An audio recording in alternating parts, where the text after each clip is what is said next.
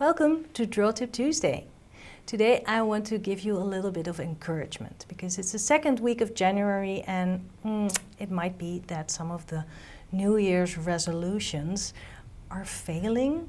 I mean, that's a big word, but I'm especially concerned about any creative resolutions. Maybe you have set yourself the goal of doing a drawing every day or filling a sketchbook in a certain amount of time.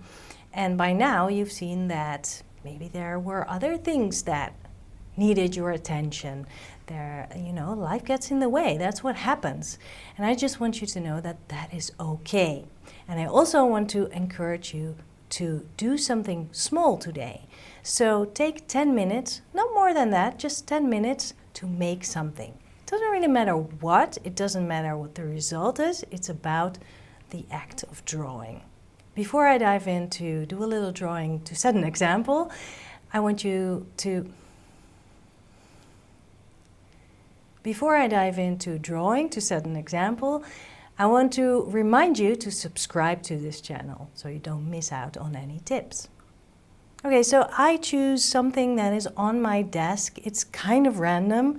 There's a bunch of tubes of gouache paint that I haven't touched for quite a while, and I don't even know why they are here, but well, I just grouped them together, and also I had a bunch of colored pencils, so I grabbed the two green ones and also my water brush, very random indeed, together with the coffee cup that I just emptied.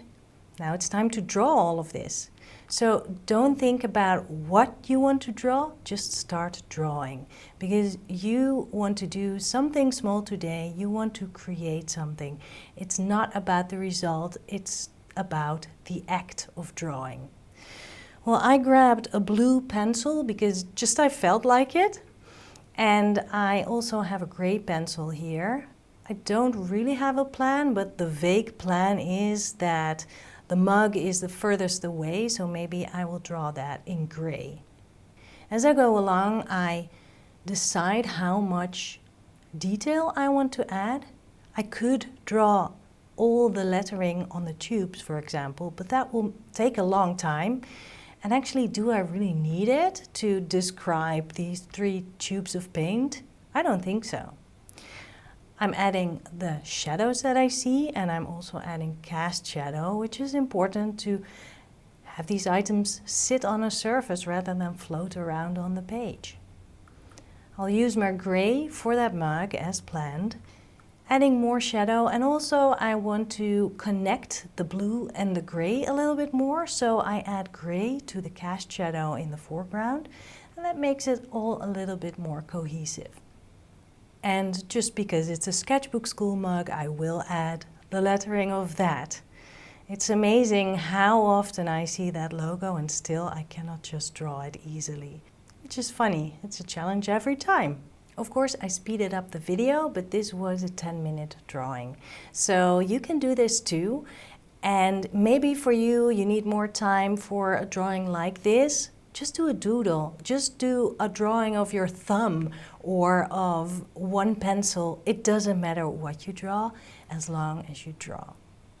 And maybe you need a little extra push, you want a lesson or more than one, then head on over to sketchbookschool.com because this week we have a sale on our last chance bundles, which are collections of courses that are going to be archived soon. So grab your chance there. And of course, have fun, and I'll see you next week. Bye.